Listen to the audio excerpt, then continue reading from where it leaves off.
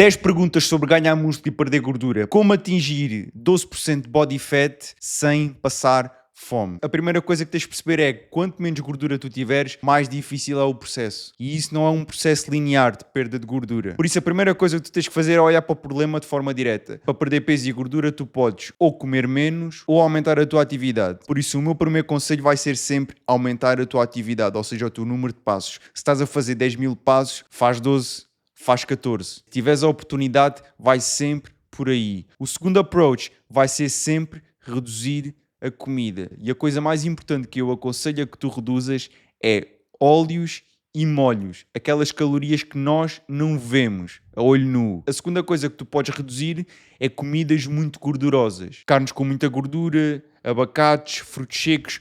Tudo isso por 100 gramas tem imensas calorias e é uma coisa que não te vai saciar muito. Quando dominares estas coisas e já não conseguires retirar mais nada da tua alimentação, nem conseguires aumentar mais a tua atividade diária, o que eu recomendo são estratégias pouco convencionais para tu perderes gordura. Ou seja, a primeira vai ser fazer jejum. Tentar adiar ao máximo a tua primeira refeição. 3 a 5 horas. Após acordar, não comas nada. Bebe água, água com gás, bebe café, tudo para não ativar aquele apetite que nós temos depois de colocar algo na boca. Muito importante. A segunda estratégia pouco convencional que eu gosto é fazer aquilo que eu chamo de manipulação calórica. Ou seja, se és uma pessoa que sabe que ao fim de semana come mais, então o que tu tens que fazer é comer menos durante a semana. Por exemplo, se as tuas calorias para perder gordura forem 2.000, o que tu fazes é comer, por exemplo, 1.500 de segunda a sexta e no fim de semana, sábado e domingo, comes o restante. Isso vai dar as 14.000 calorias totais, porque o que interessa é calorias totais no final da semana e não diariamente. A partir do momento em que tens estas coisas dominadas e já não consegues fazer mais nada, isto agora vai passar por uma fase de lock-in. Tens que dar o lock-in e perceber que a fome que tu estás a passar, que esperemos que não seja muita, faz parte do processo, porque a partir do momento em que tu dás o lock-in e começas a perceber isso e começas a olhar para isso como um progresso, tu vais entrar naquele flow state. E a partir do momento em que tu entras no flow state, estás a seguir o processo, normalmente. Já estás lock-in, a fome que sentias já não sentes mais. Quando é que sei que devo fazer um bulk ou um cut? Primeira coisa que eu quero definir aqui e estabelecer aqui que é muitíssimo importante. Antes de tu fazeres um bulk ou fazeres um cut, primeiro tens de estar sempre em manutenção. Porque tu não vais passar de um cut para um bulk e não vais passar de um bulk para um cut. Por isso tu fazes um cut quando tens gordura a mais e queres reter o fluff e queres mostrar os músculos que andas a construir, ou seja, queres mostrar a tua definição.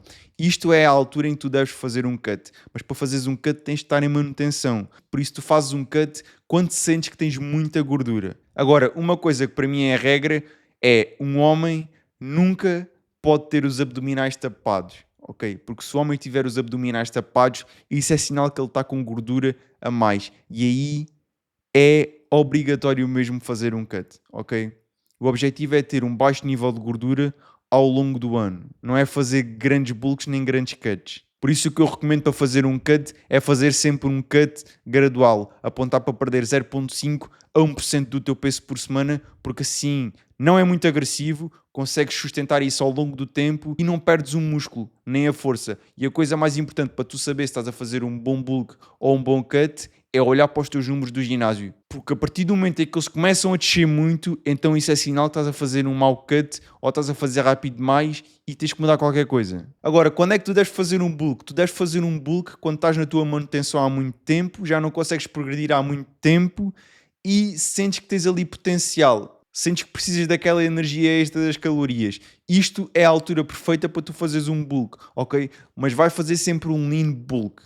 200 a 300 calorias, porque tu não precisas de fazer um grande bulk, porque não vais ganhar mais músculo por causa disso. O mais importante é fazer um lean bulk, 200 a 300 calorias, porque é suficiente para te dar a energia suficiente, para te permitir progredir no ginásio e, mais importante, isto vai fazer com que tu não ganhes muita gordura no processo, porque a partir do momento em que tu ganhas muita gordura, isso é uma carga de trabalhos para perder e não vale a pena. Qual é o teu plano alimentar? A primeira coisa tens de ter em conta e que eu tenho em conta é termodinâmica. Calorias fora, calorias dentro. Se eu quiser ganhar peso, tenho que comer mais do que aquilo que o meu corpo gasta, e se eu quiser perder peso, tenho que consumir menos do que aquilo que o meu corpo gasta. Isto é a primeira coisa e a mais importante. Depois tens os macronutrientes, as proteínas, as gorduras e os hidratos. Eu apenas contabilizo a proteína, porque o resto da minha alimentação é saudável e sei que os hidratos e as gorduras vão estar num bom rácio, ok? Para ter bons níveis de energia e para ter bons níveis hormonais. E a minha alimentação consiste em whole foods, carne, peixe, ovos, laticínios, frutas, legumes, tudo da melhor qualidade. E depois meto também lá um chocolatinho ou dois, ok? Porque eu não sou nenhum robô, pá, e gosto e consigo, é sustentável. Vejo-me a fazer isto para o resto da minha vida. A coisa mais importante é tu encontrares algo que seja sustentável e que te vejas a comer para o resto da tua vida. Isto é o mais importante. E depois existe a parte dos micronutrientes, das vitaminas e dos minerais. Se tiveres uma alimentação whole foods, como eu tenho, tu vais ter um bom perfil de macronutrientes. Agora, podes sempre suplementar outro tipo de coisas. O que eu recomendo sempre é olhares para a tua alimentação, fazeres um registro daquilo que estás a comer, que é para ver se andas a comer as vitaminas e os minerais que precisas. A outra coisa que tu podes fazer é fazer análise. E outra coisa que se recomenda em termos de suplementos e que eu tomo, e isto é o que eu tomo, é creatina, que está mais que provado que é muitíssimo bom, e ômega 3. Neste caso não é ômega 3, mas é óleo de fígado de bacalhau, porque tem ômega 3, vitamina A e vitamina C.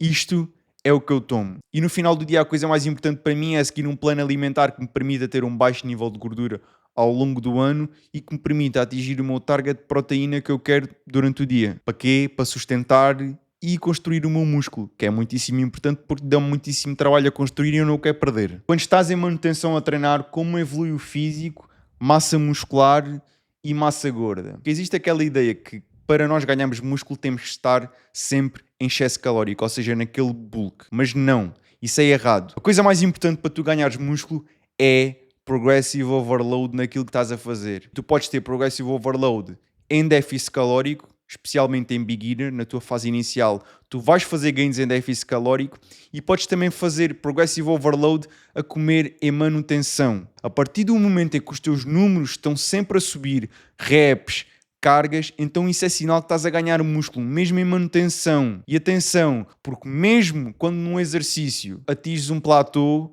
isso não é sinal que tu tens que começar a fazer um bulk.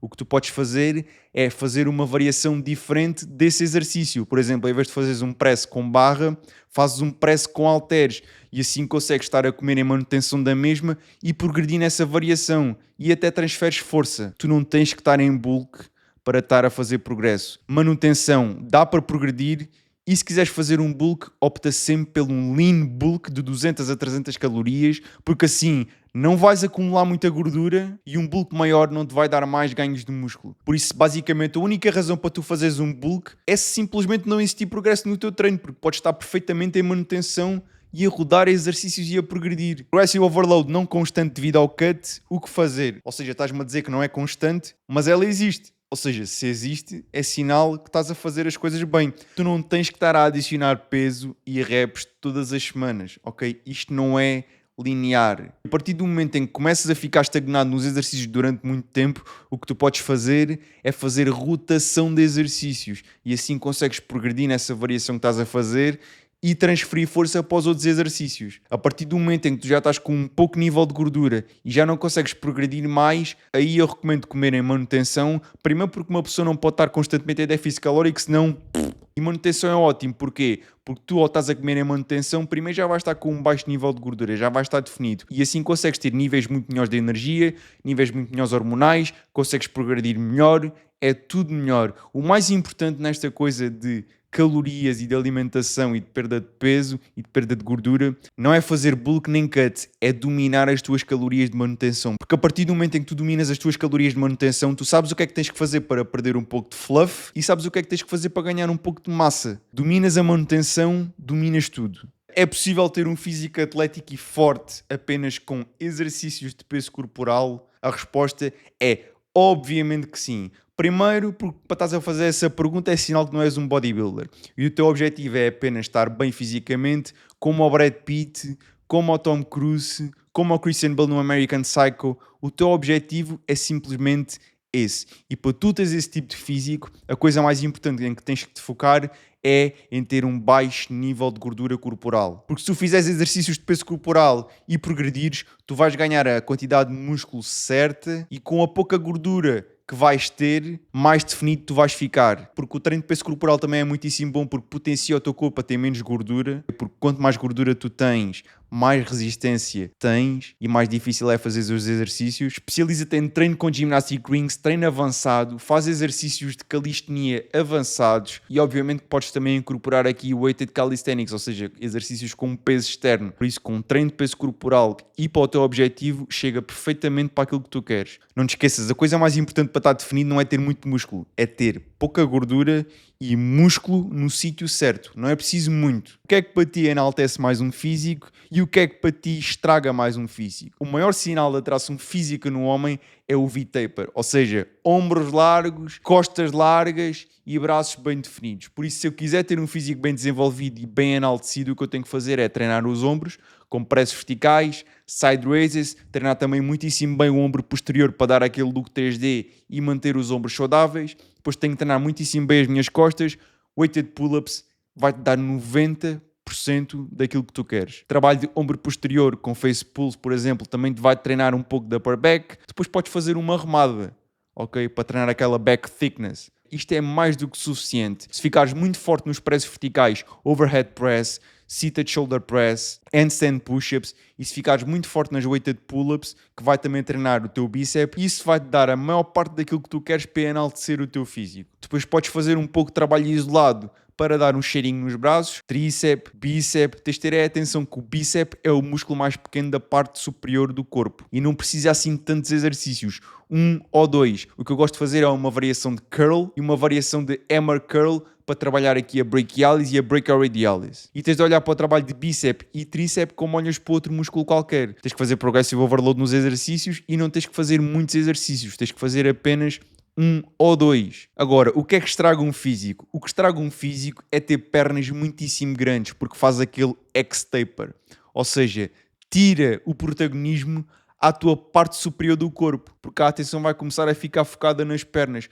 Pernas muito grandes ficam feias e não são nada boas para atleticismo nem para performance. Por isso, o que é que eu gosto de fazer para pernas? Eu gosto de fazer exercícios, tudo o que seja exercícios unilaterais, pistol squats, leg split squats, lunges. Este tipo de exercícios unilaterais são extremamente bons. Primeiro, porque desenvolvem o teu controle. Treinas o controle. Depois, fortaleces os joelhos. Depois, trabalhas aquela parte das pernas que é a mais importante para teres umas pernas estéticas, que é a vastas medialis. E não dás tanta atenção à vastas lateralis, que é aquela coisa que aumenta o X-taper. Nós isso não queremos. Nós queremos pernas que sejam estéticas, pernas que sejam capazes de fazer atividades desportivas, pernas com capacidade para saltar, para sprintar, para correr. Ou seja, nós queremos este tipo de pernas, pernas atléticas e com boas proporções. Por isso, o meu protocolo em termos de treino de perna anda à volta de movimentos unilaterais. Depois faço também o Romania Deadlift para treinar posterior. Good Mornings também é muitíssimo bom. Gosto muito de Nordic Curls, Reverse Nordics, CC Squats, Calf Raises, que é muitíssimo importante não apenas para o gêmeo, mas para fortalecer o tendão daqueles.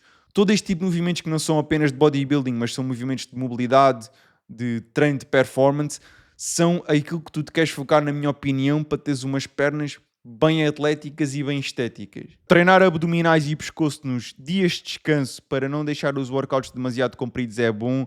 É uma ótima coisa que tu podes fazer. Dá para fazeres em casa porque tu praticamente não precisas de nenhum equipamento. É uma coisa que não vai demorar muito tempo, 5, 10 minutos no máximo.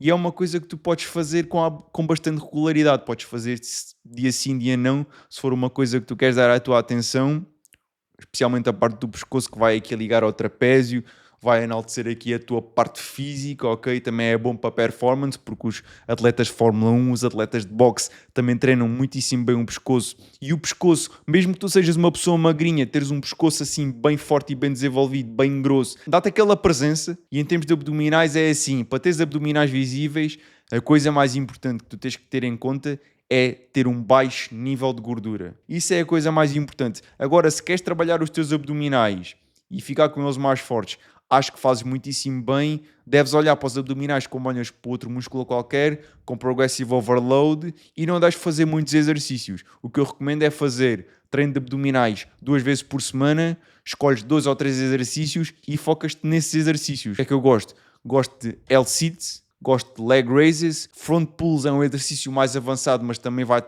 trabalhar muitíssimo os teus abdominais e costas. Front pulls é muito avançado.